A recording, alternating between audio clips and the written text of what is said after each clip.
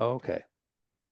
So the general idea behind the fan club is to recognize that for each of us, there are people who are around us that either influence us or happen to say, share the same space with us, ranging from the neighbor who you always went over there and played with their kids to the neighbor who you wouldn't come anywhere near 20 feet of, okay? Because they kept anyway. Um, so with that in mind, you sort of start off and say, what kind of people can these be? And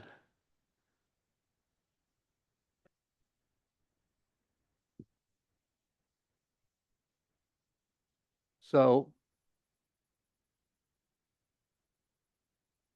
oh,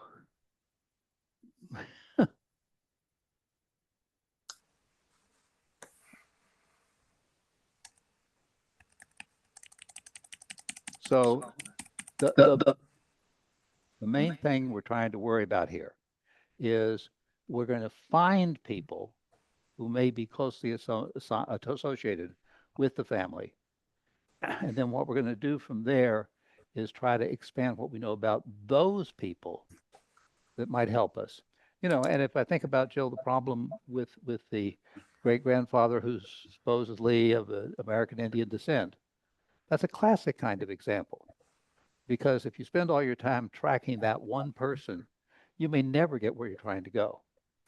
But if you can find anybody else linked to that person, even not a relative, okay, it may help you in eventually going where you need to go. Does that all make sense? Okay. So common places you look, shared location, same church, same place of origin, same ethnicity. If I take my wife's family, okay, her father was French Canadian, her mother was Polish. And you say, how did the French Canadian and Polish kids get together back in the 1930s? Well, part of the answer was that there was a little section of Providence that was French Canadian, and just next to it was a little section of Providence that was Polish. Okay, so they happened to live near each other. Okay, the logic works out, but you have to track it carefully to get to it. The way to think of this is also to think of it like people are family, but let me use family as the example. In every large, and if you go back into the 1880s, the families tended to be large. Okay, my grandfather said he had 100 first cousins. Okay, so and but I know factually that there was one of his sisters that he was very close to. So tracking her turns out to be one of the ways to track him. Okay. There's another case in that part of the family where uh, a brother and sister married a sister and brother. Okay. And then the four of them all went from West Virginia to Missouri. Okay. And once you start tracking that fact, it just falls right into place. Here are who the people are, here are how they're related, etc.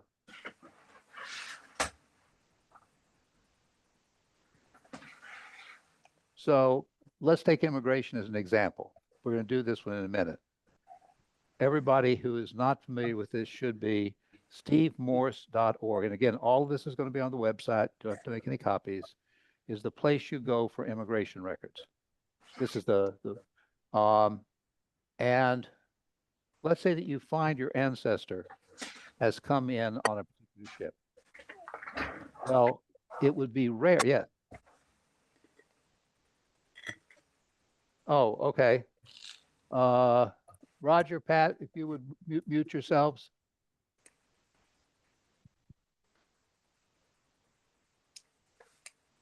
Okay, I think we should be okay. I hope. Um,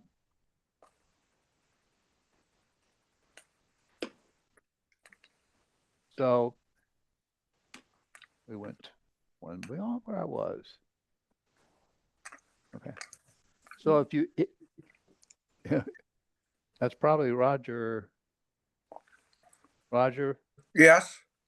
can you mute yourself? Kenny, that's me. Okay. So if we look at this, you're going to find a ship manifest that's going to have information about your ancestor. They came over on this ship in 1907, and here's all sorts of information about them.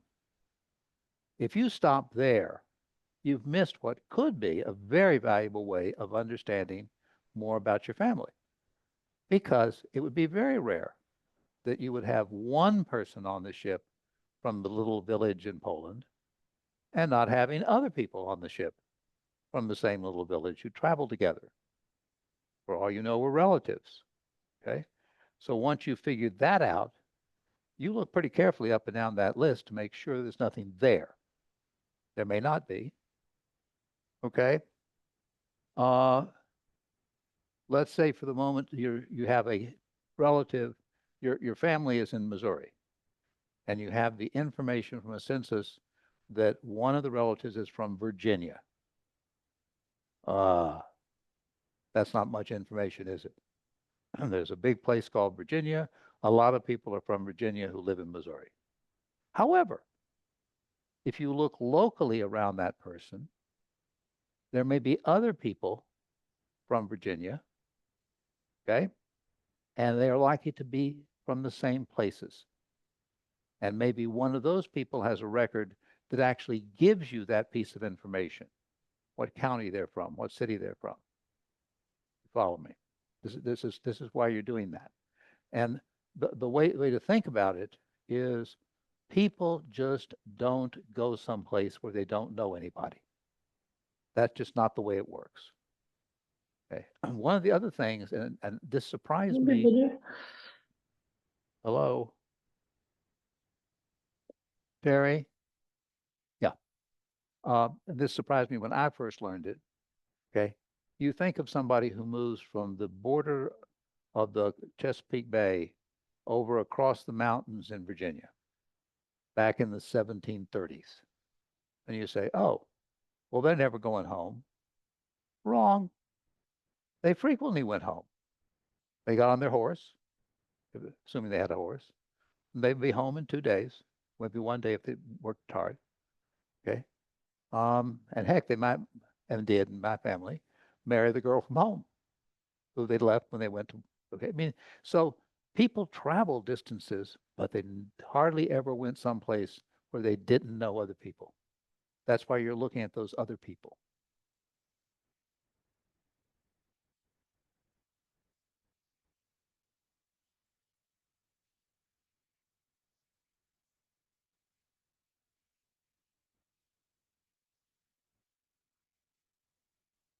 So you can think of people in the same school.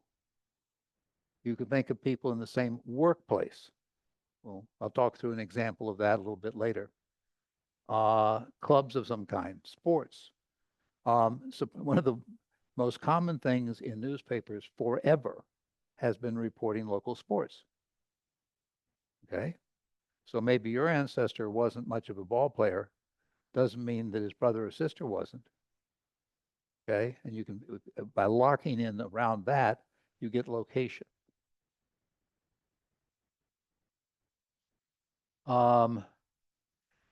Government lists. We'll use the Family Search Wiki. For those who are not familiar with it, let me just introduce it, and then we'll take an example later so you'll see how it works. There is a very valuable resource on the Family Search website that basically is called a wiki. And for those who aren't familiar with wikis, wikis are where a bunch of volunteers get together and they gather information or correct information about a location. So what happens here is if you wanted to find out, as we will in a minute, everything you could find out about Campbell County, Virginia, you would go to the Family Search Wiki and you would put in Campbell County, Virginia, and it would take you to a website, a place on the website that deals with all of the places that you get information about Campbell County. Now, it's not perfect, as we'll see in a minute, but that's okay. But it has a lot of good guidance. Um, Tax records may be organized by ward or district. And that can be very important. You know, if you know that the ward was where all the Polish people lived in Providence, Ward 8 or whatever you want to call it, okay, you can look at Ward 8 in some records without having to look at the whole city. Juries, okay. Um, the idea of a jury of your peers for much of America's history literally meant that it was a bunch of people from the same place who knew everybody in that place, and you got 12 people together. Okay, they knew each other. They knew who the people were that they were making judging. Neighbors, obviously anybody located nearby in the censuses. Um, Look for people with the same ethnic background in the census. They can be mentioned in land documents. Land documents may say, you know, this piece of property next to Mr. Smith's piece of property. Well, okay, now I know Mr. Smith was there. Okay, more than I can learn about Mr. Smith, the more I know what's going on. In the For many years, they kept records in the. This is basically up until the late 1800s. If somebody died, they had an estate. Okay, there would then be somebody who was supposed to deal with that estate. Okay, and so that person would hold an estate sale, and they would record all the people who showed up at the sale and bought goods. Well, who's most likely to show up at the sale and buy goods, right? The big answer is family and neighbors. Boy, that's one of the places you really look to find the maiden name of that woman. You remember Mary? Yeah, but I don't know her last name, okay? But if you keep tracking, Mary's uncles or cousins or whatever from her side of the family may show up to buy goods in the estate.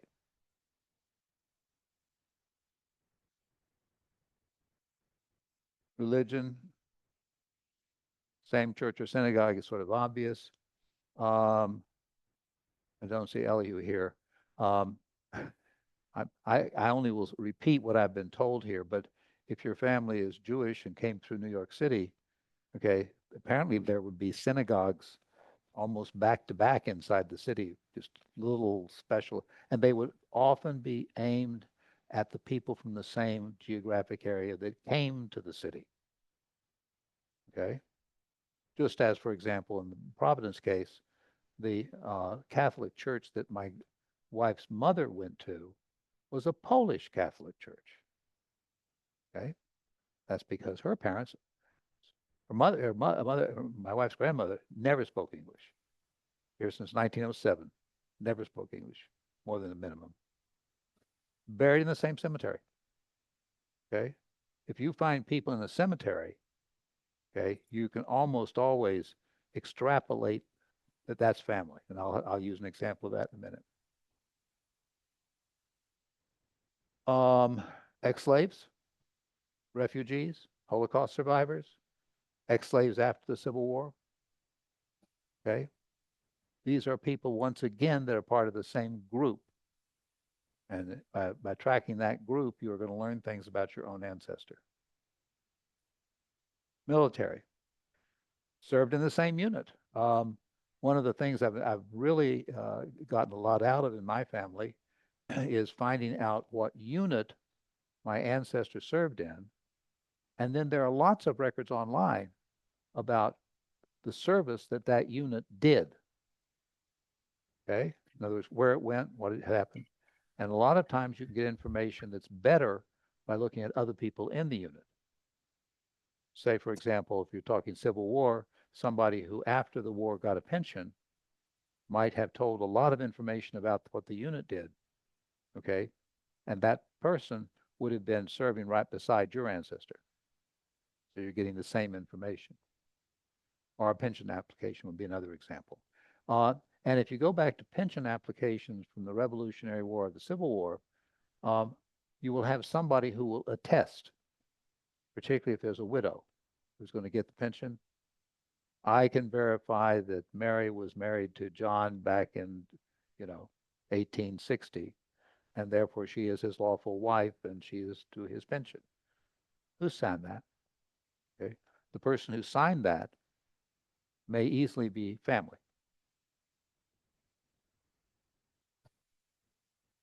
When you have any sort of right, birth, christening, marriage, death, there are all sorts of names around. And by looking at those, you gather quite a lot that will help. We'll look at an example for a marriage record and a death record in a minute. In history, lots of interfamily marriages. Just don't even consider it to be a norm, not an abnorm. Okay, that quite often you're going to find in the family that there are marriages that are intertangled. Who was talking earlier about? I guess Jill, it was you again.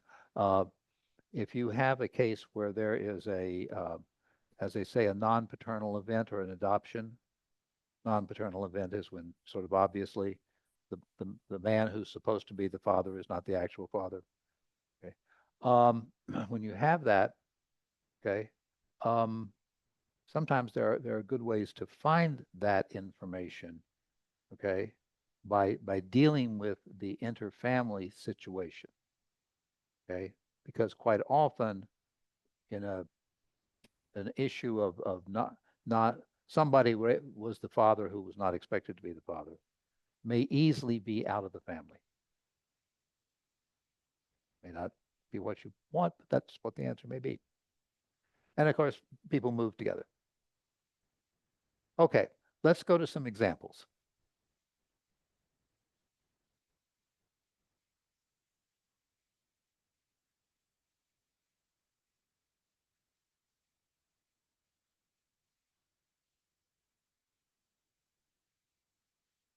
Okay.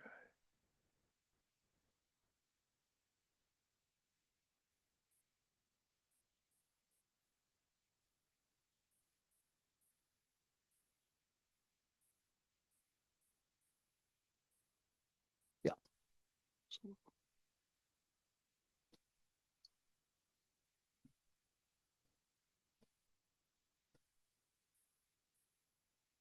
Those who've not had the experience of working with me, you'll know that I have all of these bookmarks. If you look at one under genealogy, they go all the way down by category, etc. Does everybody know what a bookmark basically is? It's basically where you have found a URL of interest and you ask your computer to bookmark it, and that means remember it. And what that means is you never, ever, ever have to type it again. Okay, I learned that early. And so I organized mine by category. Okay, so.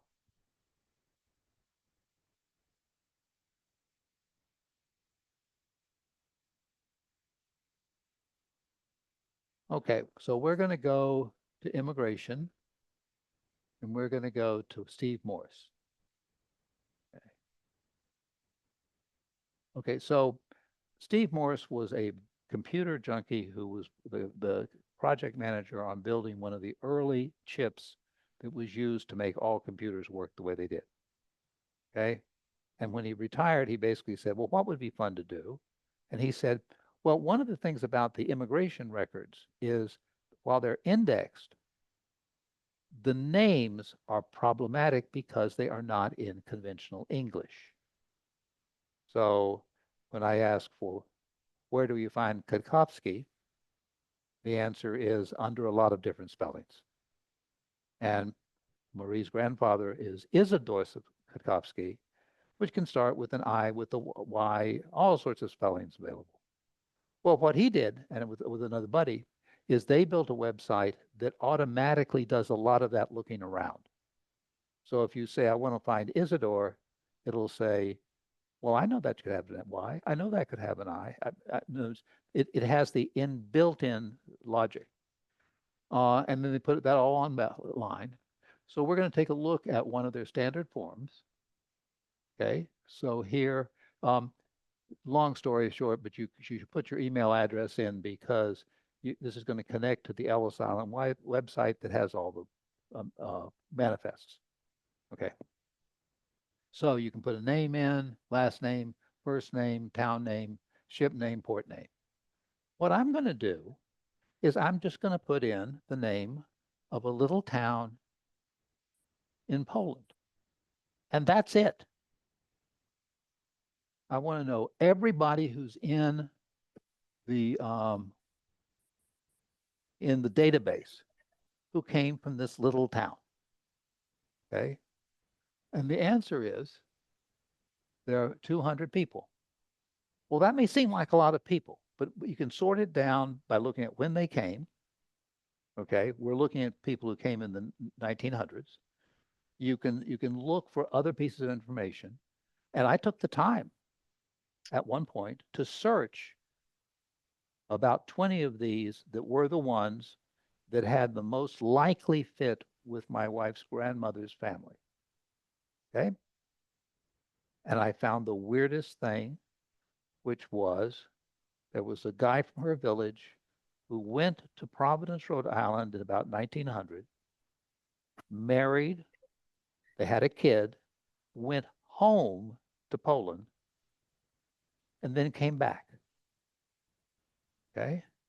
And at the point in time when my wife's grandmother was deciding whether to come to the US, she not only was recommended by a neighbor to go to Providence, Rhode Island, but she stayed in the same house he was in.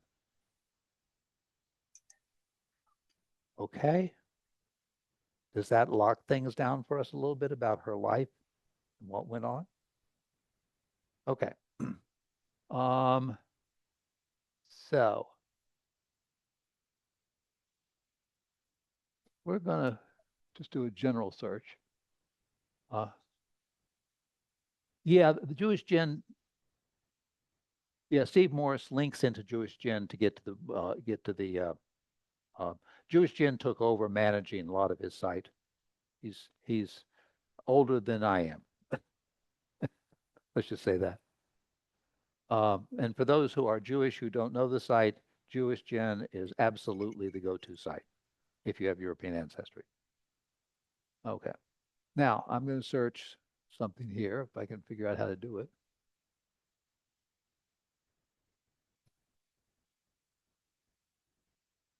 Sheesh. It would help if I.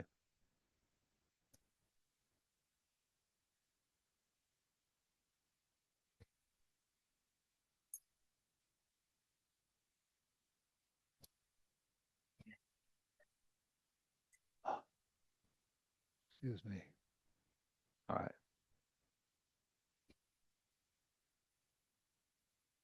Okay. I know that my grandmother, my mother, not my grandmother, my mother sang in something called the Pine Mountain Octet. She went to a school for poor mountain children that was called the Pine Mountain Settlement School, and she sang in an octet. So what I have here is a definition, and I have a picture.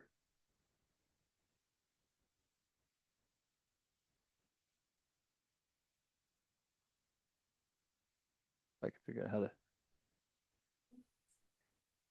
Oh, I don't want to do that, George.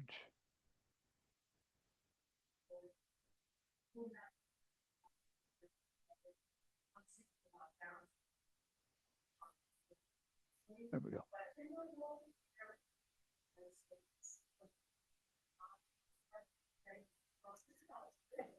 So here it turns out there is a website for the Pine Mountain Settlement School, and it has the girls' octet, and here it has the girls, and it has who they are. Okay, the 8 girls. Um, okay, now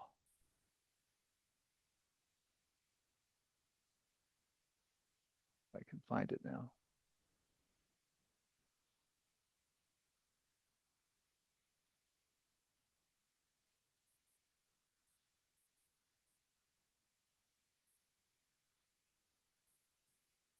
All right, here we go. Oh, I'm not recording. I'm not, uh, I forgot to put the link on. This is a recording of the Pine Mountain Octet singing in 1936-ish. Okay. There was a guy named Lomax who went through the hills of West Virginia, West Virginia, Tennessee, Kentucky, and recorded mountain songs. And he recorded these girls. Pretty neat. Okay, so I'm tracking down the group. I won't find this by going through my mother. I'll find it by going through the group.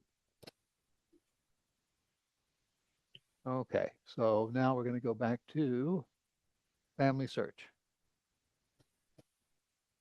And there are a couple of new folks here. If you haven't already done it, familysearch.org is the best go-to free website to work from. It has tons of good information. So here they are. I have to sign in. Just doesn't cost anything to do this. You just got to sign in so they know who you are.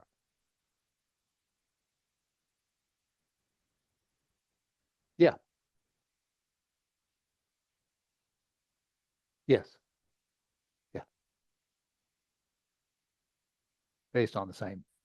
Based on it's based on Alan, isn't it? I think it's based on Alan's work.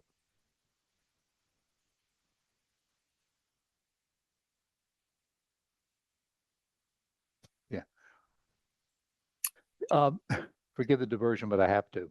Uh, it turns out that the same song was sung differently in different parts of the hills. Okay, that you might be from this uh, little village in Tennessee, and you'd sing different wondrous love differently than they would someplace else. So it actually was important to go around and catch those differences. Okay, so this is the Family Search Wiki. Okay, now what you can do, and just real quickly, just make sure everybody saw what I did. This is Family Search base website, and I went to Wiki. That's the, let me tell you where to go for things. Okay, so I'm going to search by Campbell.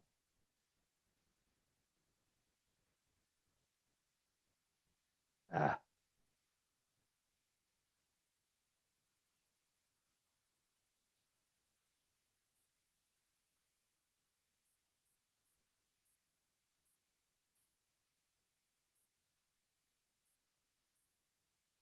Campbell County, Virginia.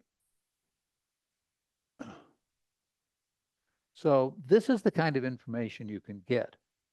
Okay, we're going down, courthouse records, dates, boundary changes, important cities, resources, Bible records, biographies, business, cemeteries, census records. Everybody sort of get a sense of what the richness of what you can find here. Okay. Now I'm going down to the tax lists. Taxes. If you have ancestry in the area of in Virginia back in the period prior to about 1830, you're going to find a lot of important information in the tax lists. Okay, so me.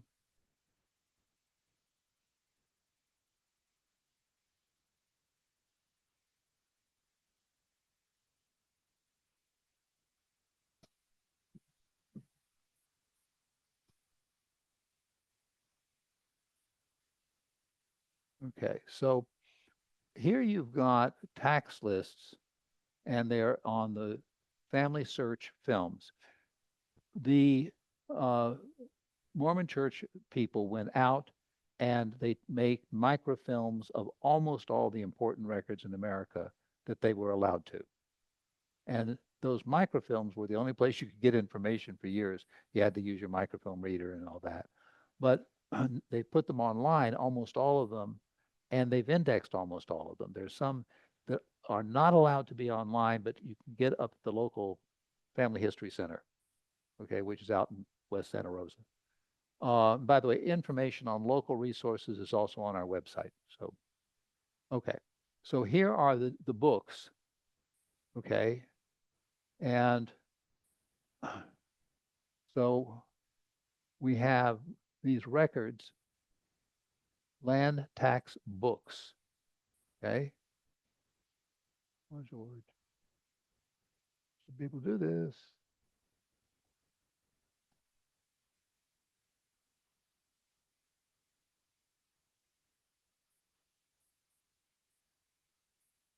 Oh, oh, that's the wrong version. Dang.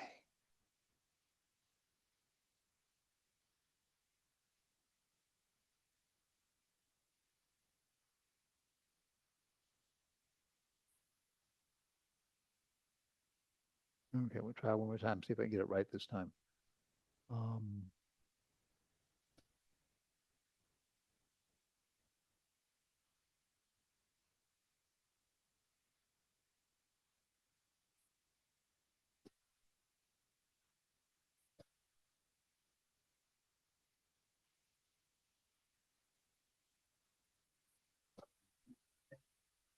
yeah, here we go.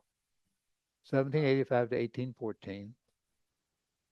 Don't worry about how I got here. This is what I meant by talking about like sausage. I'm taking you to see the final product, not how I got there, which, okay. So here is the final product of what a tax record looked like in those days. So what you had was a tax record, a list of the tithes and taxables. Here would be William Arthur, okay, and horses and all sorts of goods, okay, other members of the family that lived in this particular area, okay. Um, so these were so this record is every adult male over 18 who lived in that area, okay. So here's 19.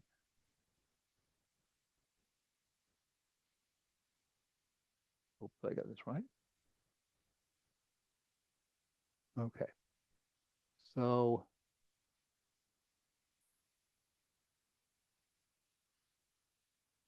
okay. So I want to draw your attention to John Wood and Lampkin McKinney, his overseer. Okay. Turns out in understanding the family, where people moved and where they went to, one of the things you're always looking for is the unusual name. Okay. Well, I'm in Campbell County because I found some records for Joseph McKinney, my ancestor, in Campbell County. And then I've got the brick wall. How do I go back earlier than that, 1790s? How do I go back earlier? Now I'm looking at a record from that period, and now I'm looking at Lampkin McKinney. Would you like to guess how many Lampkin McKinneys there are in the history of America? Not very many. They're from the Potomac River area, Westmoreland County, Virginia. So I've got a lock back to Westmoreland. Okay. And if I go to the next page,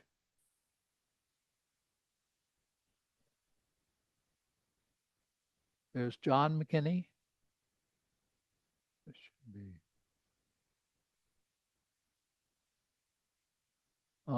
There's a Samuel Lampkin Moore somewhere here. Come on, George. Oh, because there are two pages. Samuel Lampkin Moore. Move on down.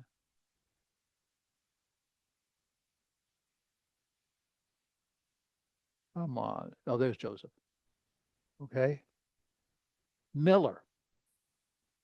So here is this record that I'm looking at that has all the McKinneys. Turns out it has other members of the family that are interrelated or could be. And therefore, when you look at marriages, you find the interrelationships.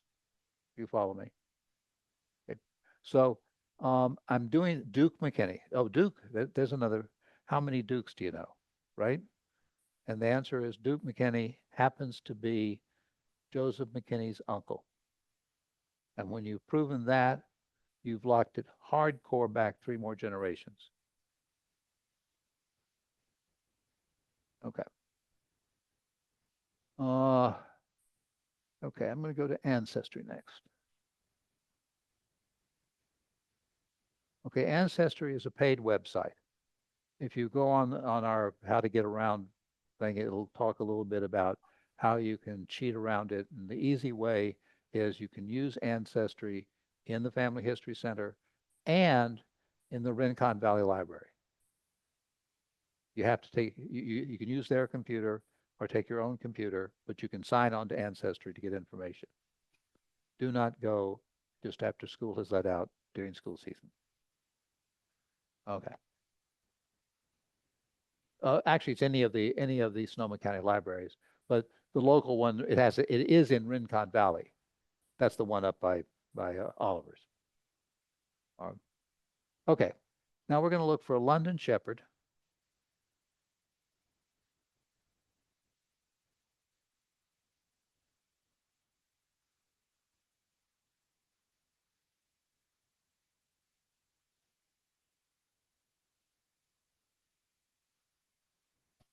Okay, so we got a lot of London Shepherds, not that many really.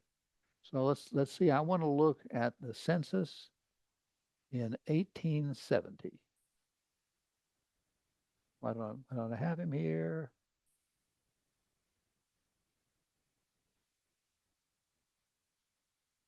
Come on, George. Oh, I know why.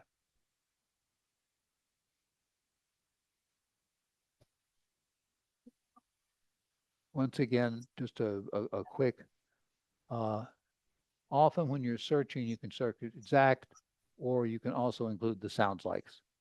In other words, uh, that deals with things, a lot of things like spelling. Now let's see if I got him. Yeah, probably haven't this time.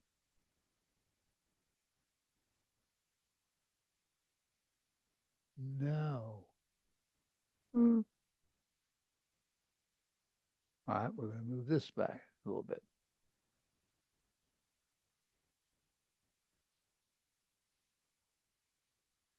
There we go. Ah, the London was corrected. Okay. So here is London Shepherd, and this is what you get up, and this is the actual census record. Let's look at what's going on here. We have London Shepherd is a farm laborer in Georgia, Brooks, Georgia. Big family. What characteristics do we see here? Race is black.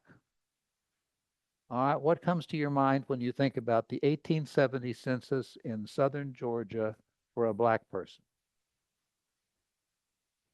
That they might have been a slave. Well, let's look around and see what we can learn. This thing. But I'm going to cheat by just telling you where I went. I'm back one page, and one page back, everybody's black, right? Woo. Here is John Williams. He is a farmer. He has $8,000 worth of real estate and $2,200 worth of personal estate. He is wealthy. Would you like to make any guess about the relationship between John Williams and London Shepherd? He was the owner. And by having the information going back a page and picking up him, I can now go back to the 1860 and 50 censuses where they have censuses of the slaves. But with the slaves, they don't have last names. But they do have first names in many cases. And I can confirm that John Williams was his father. Okay, this is important. One of my nieces is married to a boy from southern Georgia who I'm almost certain all 8 of his great-grandparents were in fact slaves. Okay, so you sort of see where I'm going here. I'm looking not just at that person who I easily found and found a whole family and I can trace the family, but I'm now going around and looking for what more information can I get. And in this case, that's sort of clear. Okay. This is another making sausage.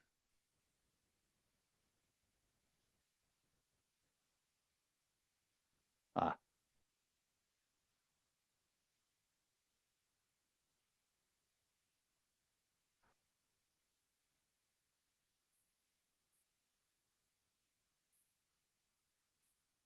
there we go. Um, City directories for many years were the best way to find out who was in a place and where they lived and sort of who lived around them. They were generally sold to like salespeople who might go door to door, and as such, they would be know who they were talking to, or if they wanted to talk to all the barbers because they had barber supplies, they could find all the barbers. So I'm going to look at um, province directories.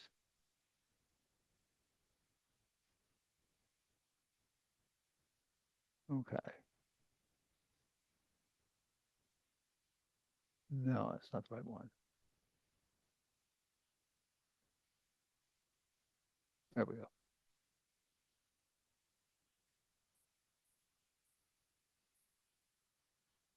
Okay, so I'm going to look at the 1933-34 one to show you something that um, I was glad to find.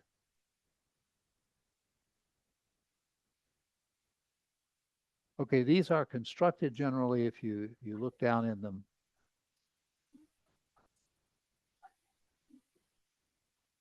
Come on.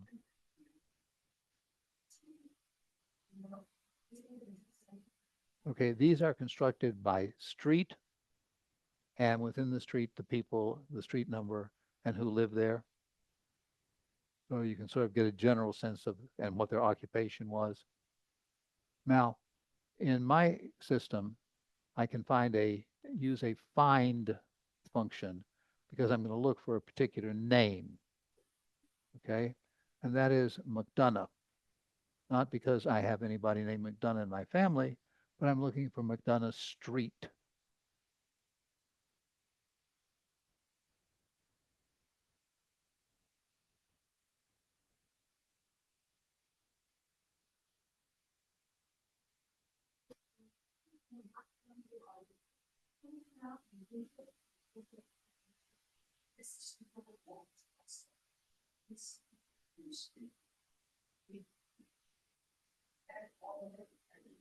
All right, there we go.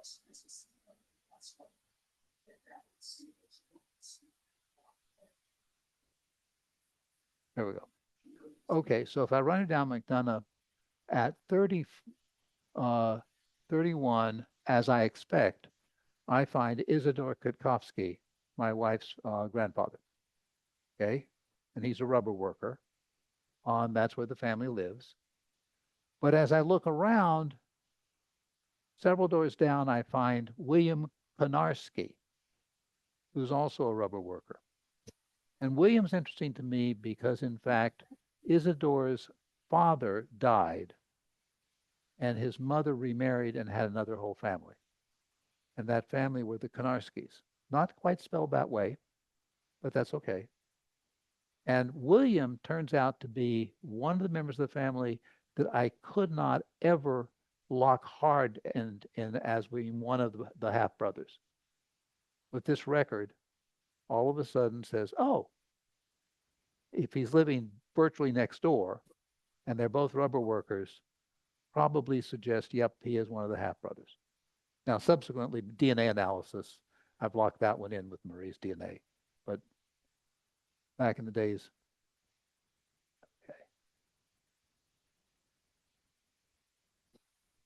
okay.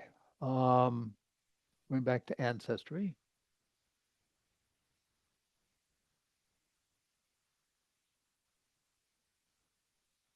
Okay, I'm going to look for all the McKinneys.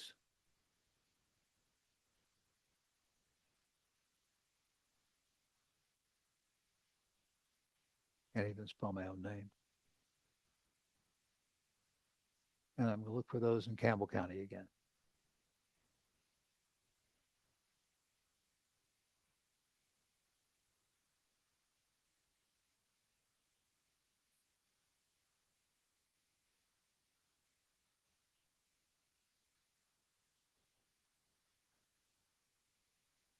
Births, marriages, and deaths.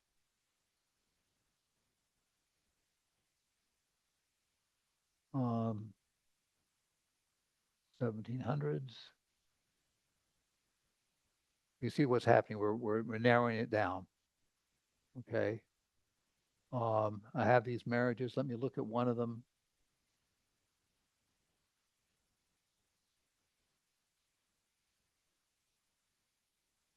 Come on.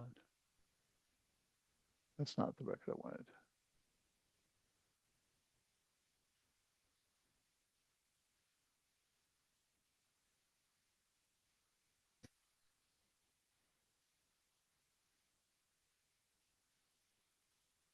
Marriages. It gives you a pick of what marriages you want to look at. Um,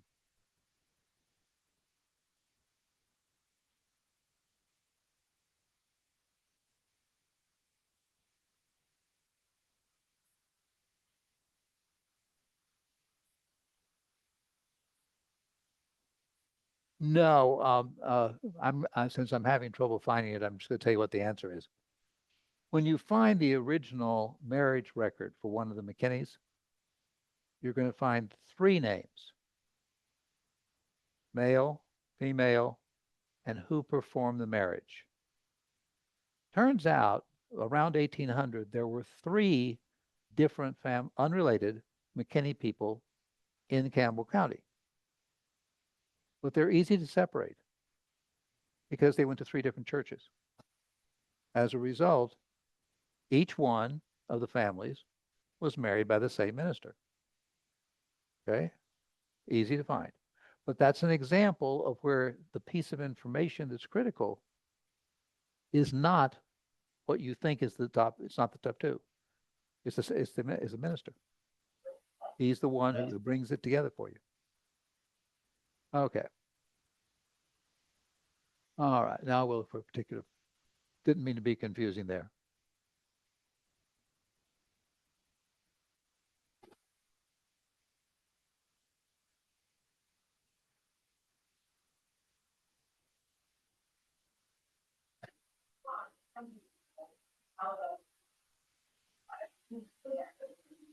I've got somebody who isn't muted now. Okay, so John Cox was born in 1799, died in 1880 in Whitley County, Kentucky.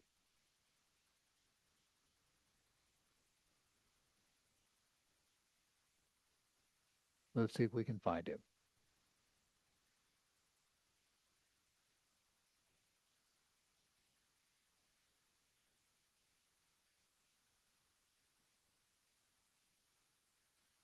Okay, that's a little better.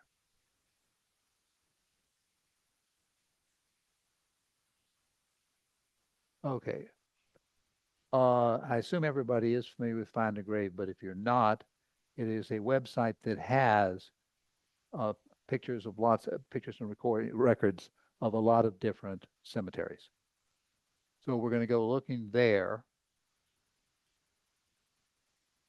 Okay. And we're going to find a grave. Okay, and there's John Cox's grave. Okay.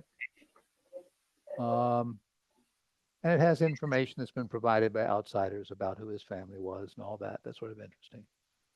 But one of the things you can do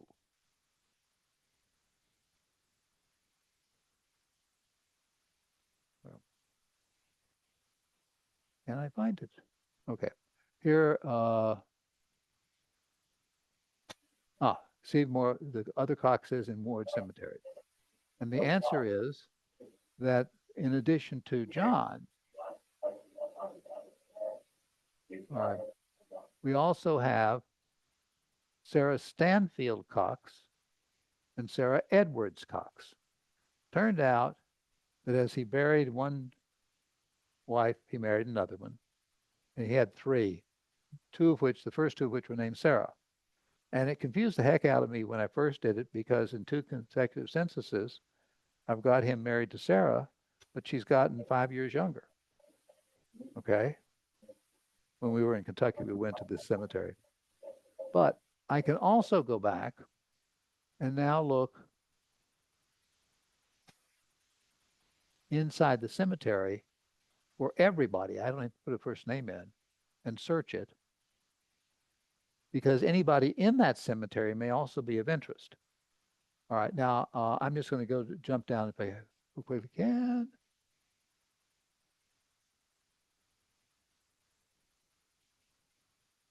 Come on.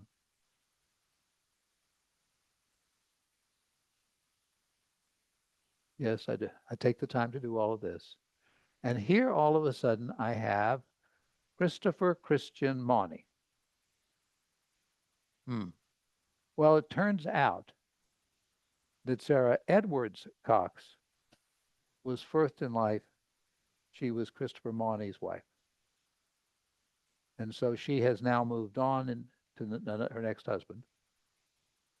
When Mauney died, which was in 1842, he was very wealthy, lots of property. If you knew the laws of the time, you would have known that the woman could maintain control of the property as a widow, but the moment she remarried, the control of the property went to her new husband. So Sarah waited, in her case, until her two boys reached adulthood, which meant that they got the property, and then she married because it was okay. She no longer had anything. Okay. Now we're going to do another search.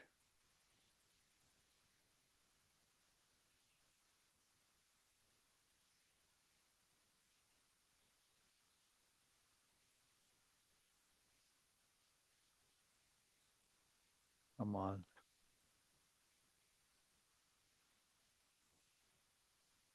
Okay. So Bukovina happens to be the area of what's now Ukraine, used to be Romania, that my son-in-law's grandfather and father came from. His father was a Holocaust survivor, which will be interesting in a minute. So I'm interested in the history of Jews in Bukovina. Okay. And so, a second, I can fix this.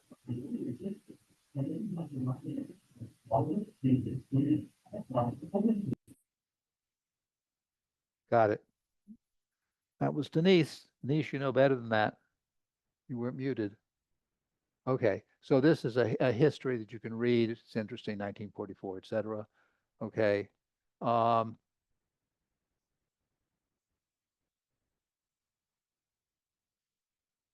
Come on, George. There we go.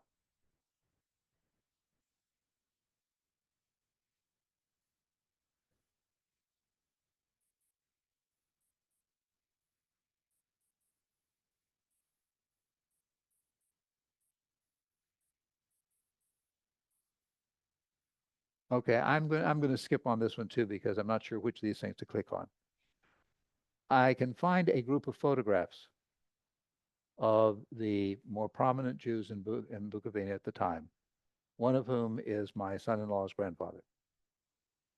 But what I can also find is he is one of 8 people who are called out in the photographs as having been the most important of the Zionists in that area. 1942, Hitler and Stalin reached an agreement. They decided to split up Eastern Europe. And Stalin said, this Bukovina thing is part of Romania. It really should be part of the Ukraine. So just give it to me. So Hitler said, fine. So it moved over to the Russians, who immediately moved in. And if you were a Zionist leader, you were gone. Well, it turns out when I tracked the other men who were listed in that same listing, I found one who lived through the war and had written a Yizkor book, and his descendants had put together a Yizkor book, which is a book on the people who were survivors. Okay, and that's a whole different story we won't get into, which told what happened to the others. That they were sent out in front of Stalingrad to dig the trenches for the Russian fighters as the Germans approached. Needless to say, the probability of surviving that was not high.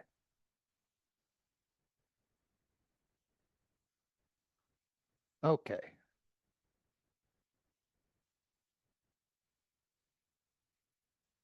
I hope this is getting your juices flowing. Okay. So Cecil McKinney.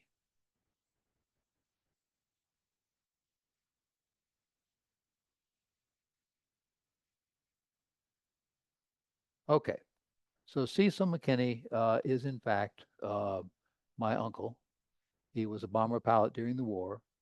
And um, okay, that should be the American Air Archive here someplace.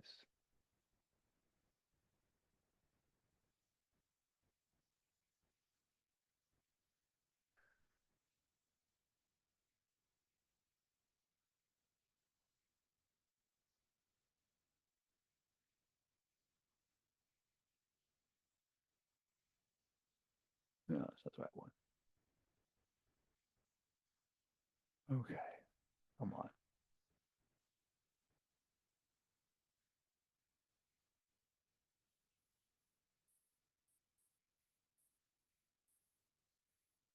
There we go.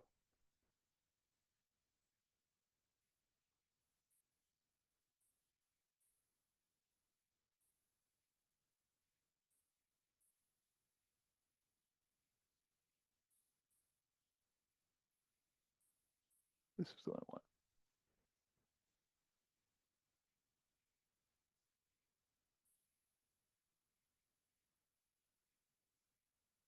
Okay, so what I have here is a picture of my uncle's bomber crew, and it comes complete with a list of who the crew was.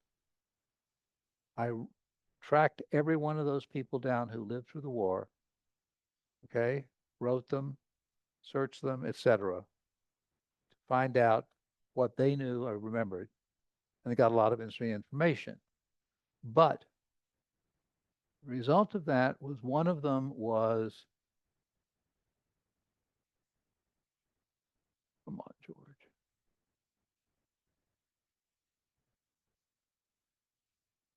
William H.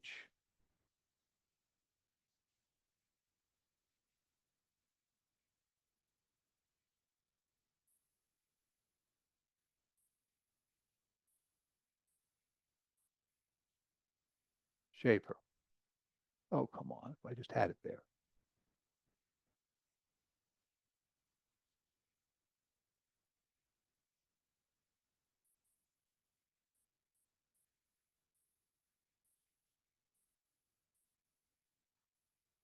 Library of Congress, William H. Schaefer collection.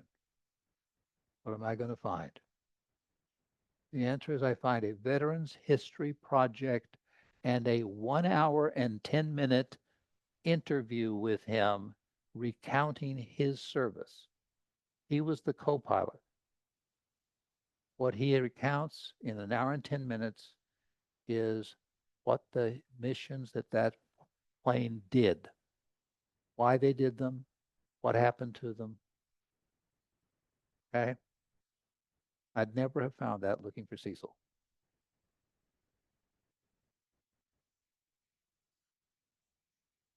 Okay.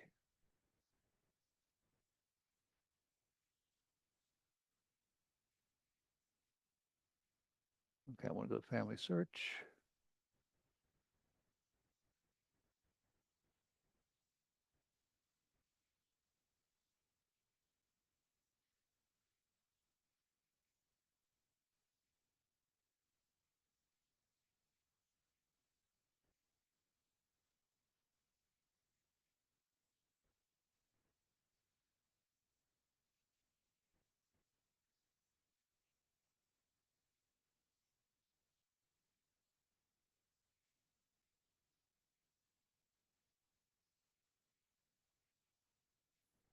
Okay, so we're going to start doing some tracking on Joseph McKinney.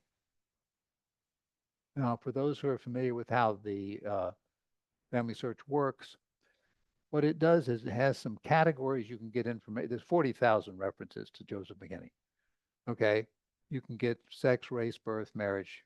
Okay, you can also get what's called collection.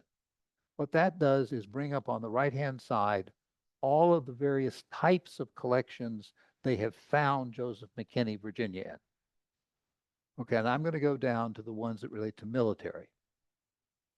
And I'm going to go down to the ones that relate to the Revolutionary War. Revolutionary War compiled records, pension records, war rolls, and then I'm going to apply a filter. So all that's going to show up now are the records that relate to Joseph McKinney in those three databases. Okay. So, um,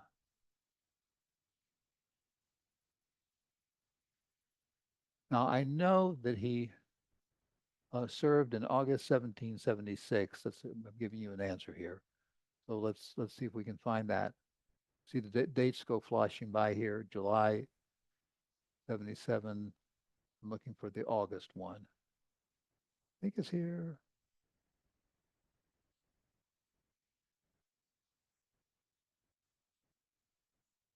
There we go. Misspelled as is common.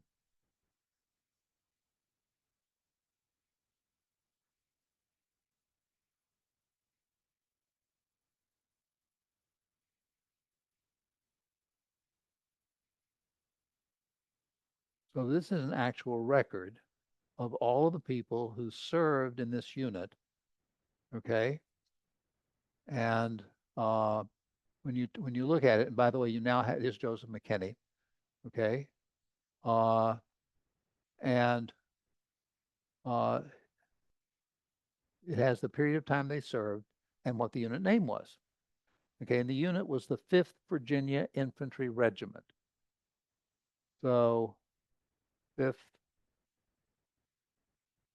Virginia Infantry Regiment. Well, there it is. And this you can find if you can ever get the unit, you can get information. World War II, World War One, Civil War, you go back. All right, here we go. It was raised, okay. Um, oh, that's the Civil War. I don't want that one.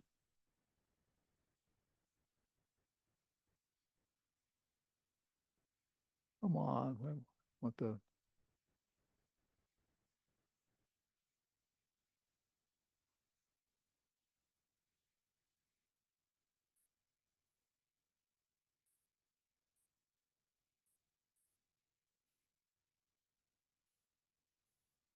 ah, okay.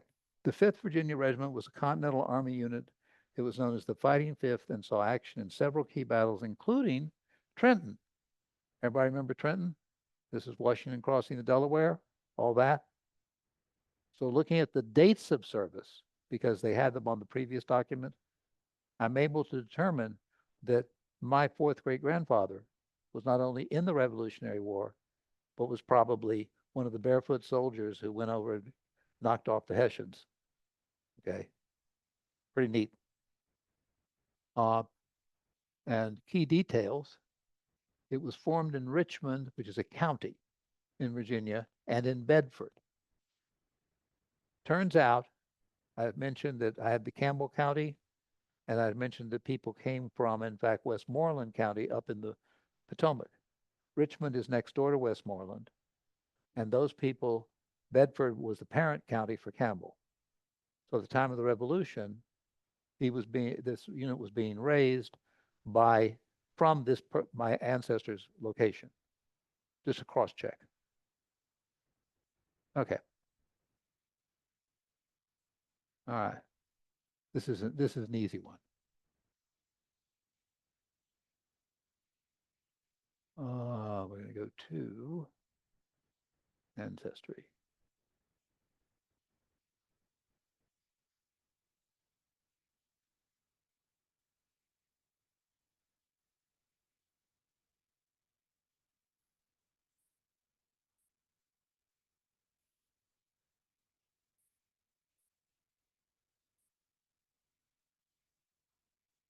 Okay. So my great grandfather's William Christian. Okay. And in fact, what I'd like to do is look at a marriage record.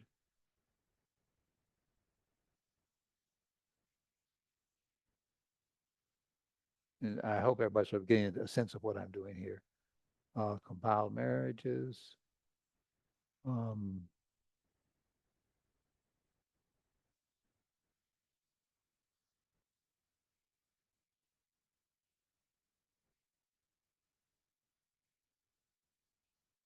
nope, wrong one.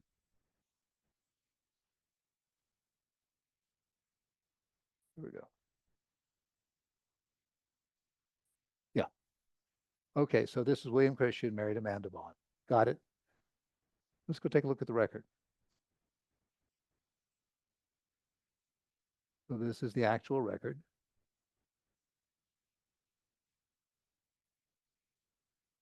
William Christian, Amanda Vaughn.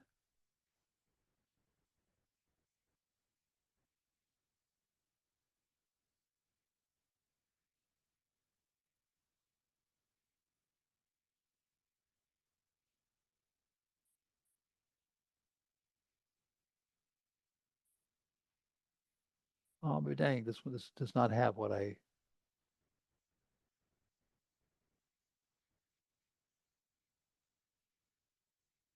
Okay, my apologies. This doesn't have what I. Okay, the record I was looking for has the witnesses, and the witnesses, one of them was R. Rice. When I first saw that, I said, must have been a neighbor or something. No, turns out William Christian's parents married in 1862 and died before 1869, so they never appear in any census as a married couple.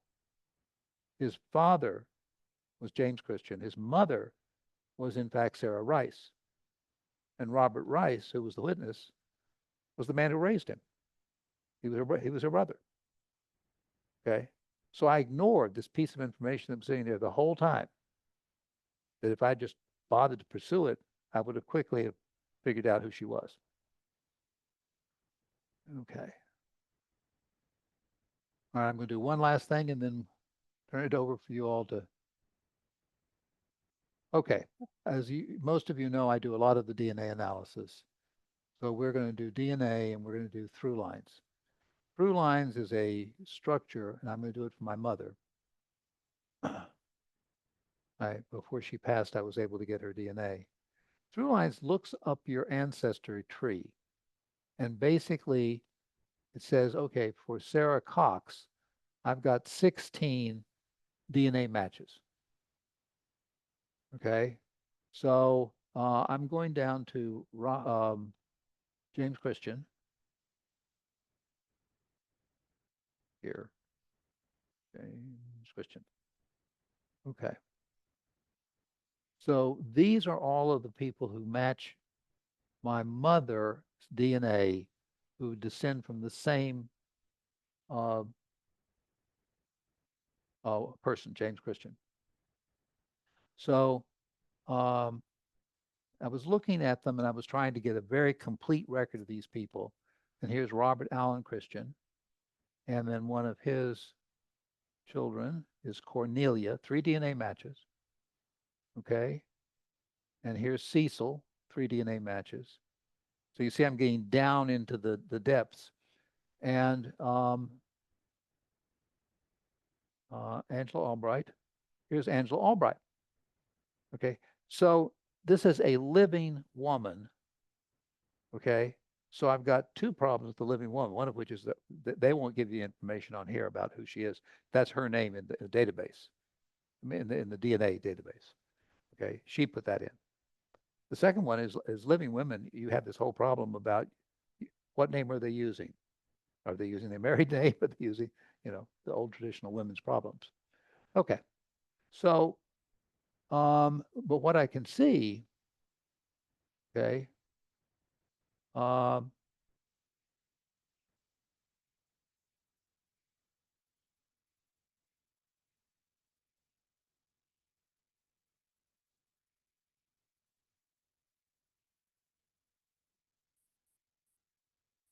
okay, is I've got here, these are private. I mean, these are living people. They won't tell me about them. But I know she's a combination of an Albright and an Ames. The woman's Ames and the man's Albright. Okay. So now what I'm going to do is I'm going to go to Ancestry again. I'm at Ancestry. I'm going to go and search.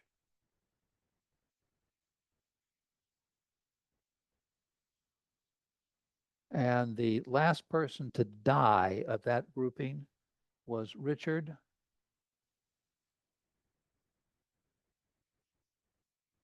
Stanley Ames. Okay. Trust me, that's what he was on that page. And it said he was born in 1935 and he died in 2004. So I'm way away from a person who's named Angela Albright. But in here, I'm going to now do birth, marriage, death. And then I'm going to go to death. Okay. And I have an obituary. Okay. 35, 2004 looks right. And here's the obituary. Let's take a look at it.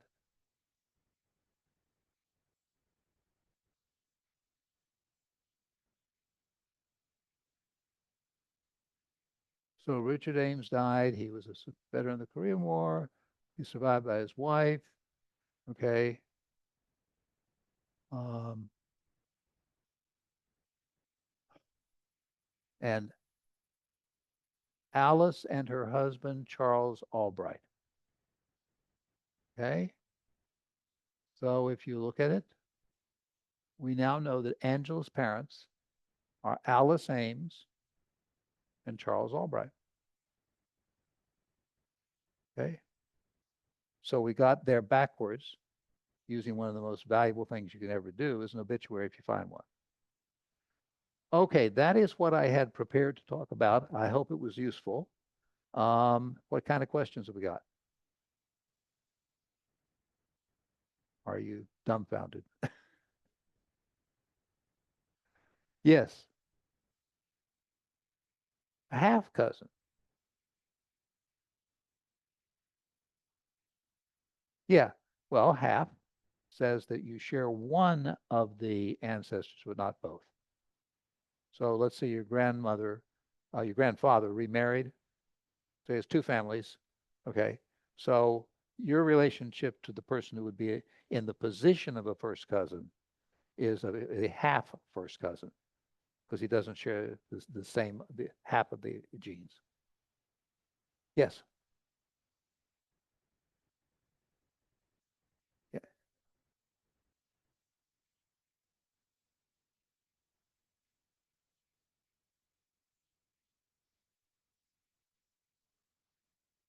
Interesting. The question is, would a ship record have a birth at sea record? And I suspect the answer is yes if you knew where to look. Okay. It's complicated.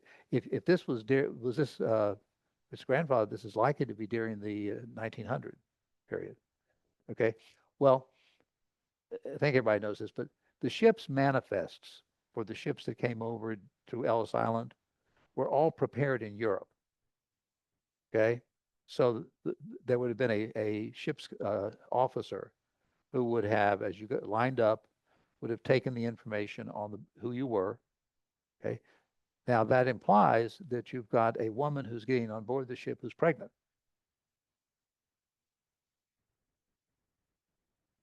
Oh, it's a merchant ship, maybe. Merchant ships still had to have they still have to have had to have uh, transcript. You know, they had to have the list of people who they brought into the country. So if you can, do you know the name of the ship? Okay. Have you found any record yet of him of the father? Okay. Go to the website, the Morse website, and try search the Stephen Morse website. Okay, and try searching. Okay. Any other questions? Yeah.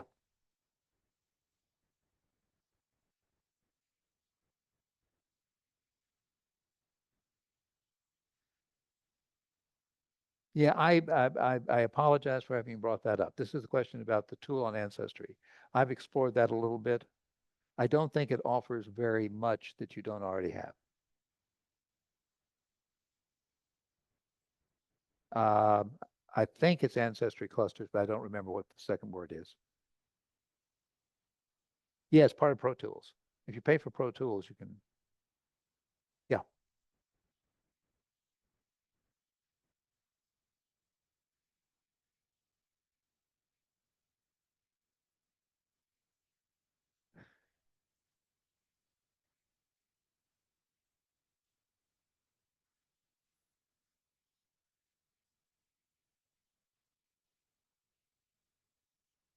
Okay, so the question is, if you're trying to communicate with another generation or somebody else, okay, and you've been using information that is derived in significant part from other people, how do you link that in? Okay, so other people, and I think the answer is twofold. First of all, um, when you keep a record for a particular person, there's a place where you can store pictures and documents. So when you have a document that's relevant, you can always store it there, even if it's indirect. Secondly, there's no reason why, and I do a lot of um, I notes where I write a note that goes in the firm permanent record. That's a note as to how research was done. And the third one is when you find something like the recording of Wondrous Love, okay, you sure as heck put the link in so someone else can find it, hopefully later. But in your sources, you always try to put the link in. Does that help? I've also tried when it makes sense to write up. Okay, so for example, the whole issue of what happened to um, uh, Jacob Held in Bukovina. Okay, that was a research project that sort of got written up as a story. Okay, because you can't really recreate it that way. Yes.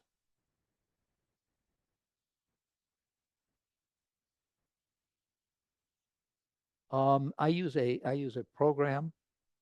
Okay, the question was, do you use Family Search or Ancestry as your main repository of family information? And the short answer is I find Family Search to be very difficult to use because Family Search tries to lock you into the main family they're building. And as a result of that, I have found several cases where once I try to do this, I get all these messages that say somebody else is in disagreement with you on some detail. And it's like I want to call I'm George McKinney III. I want to call my grandfather George McKinney Sr. By the time I came around, that's what he was called. But that was not his birth name. His birth name was George McKinney, no senior. So I literally have had a fight on Family Search over people who wanted to take the senior away. Okay. Um, okay. The Ancestry is not a bad place to keep your information, and you can do it for free. Okay. But I also have a program online that I use. Okay, which is Roots Magic. Okay, on my computer. Okay, and so the two of them link. So if you start off with your program in Roots Magic or in Ancestry, create a GED, which is the way you move information from one program to another, put it in the other system. You can then link the two. So when you make a correction to one, it will correct the other. Okay. And I find that more convenient. Hmm? Oh, Denise, you want to unmute yourself and say hello? Yes, I wanted to comment on the passengers list question. Yeah. And if you remember, the 1815 Steerage Act required ship's captains to have a passengers list. Yeah. And so that anybody that's researching prior to basically 1906 is going to have a hard time finding every single person that would have been on board. There was a congressional act that required the ship's captains to have the name of the head of household on the passengers list, starting in roughly 1906. So a child born at sea may have infant born at sea or not any entry whatsoever. And just the head of household will be on the passengers list. So it's really important, as you always point out, George, that you know your timeline so that you have a good understanding of whether the record exists. And so oftentimes, especially if we're just starting out in genealogy, we're looking for a record that doesn't exist. So just an important point of information, those of you that are looking for people's names on a passenger's list, you're just not going to see a lot of family entries. The other thing that you might want to consider is if an individual young man came aboard, he may have been on the cruise list. Cruise lists are usually at the back of the manifest. And so a young man might have jumped on the ship in Italy to come to America, and he then would have satisfied his fare by working his way across. And so he would be on the cruise list that would have been at the back of the passengers list. It wasn't until the steamship started carrying commercial passengers rather than just cargo. So when we had the steamship companies establish the transportation of commercial passengers, that's when you have a more exact understanding of who was on a ship, because they were concerned about weight, they were concerned about passage, who was on board, what other types of things would have been brought on board. So again, timeline is going to be important so that you will want to understand what kinds of information would be available to you based on your timeline. So thank you for letting me make that comment, George. Okay, for those who don't know Denise, there's information in the handout for this meeting. Denise runs a series of free genealogy classes online that are paid for by the JC. Okay, and so if you want to sort of get into it in a lot of detail about how to do this, how to do that, go take a look at the classes she offers. They have been broadly recommended by people who've taken them. Okay. Yes, one more question. Oh, no, that was just an email that went out. Did you get it? Oh, okay. If your name is not on the email list, I need to get a piece of paper from you that has your name and email. Then I get you on the list. Okay. Okay. There's no meeting in July. In August, the meeting will be our annual meeting on what I think is going on interesting in the internet. And the focus is going to be on AI, how artificial intelligence is beginning to impact what we're doing in our genealogical research. Okay, so that should be. Denise, you have another comment.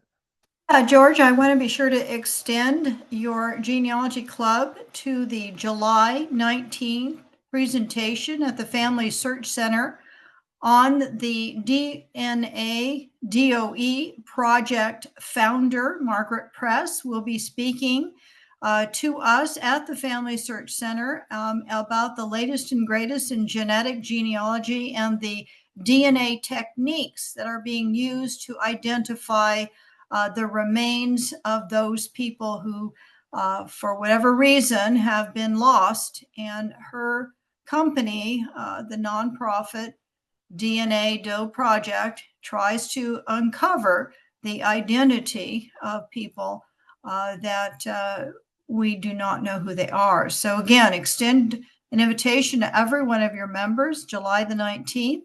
I sent you a flyer. If you could distribute it, it would give everybody information on the meeting, and so hope that we will have a good crowd. Yeah, I think the link to that is on the website now. Oh, So, terrific. okay. Thank you. Thank you all, and see you in August. Good meeting, George. Thank you.